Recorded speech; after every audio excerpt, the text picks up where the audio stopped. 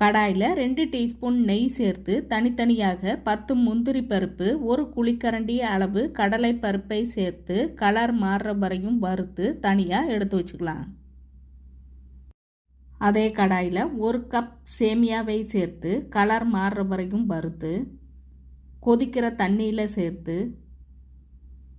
இந்த பதத்திற்கு வேக வைத்து எக்ஸ்ட்ரா தண்ணியை வடிகட்டி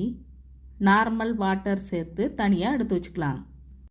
கடாயில் 3 டீஸ்பூன் எண்ணெய், பொடியாக கட் பண்ணிய 1 டீஸ்பூன் இஞ்சி, கீறிய 4 பச்சை மிளகாய், சிறிதளவு கருவேப்பிலை,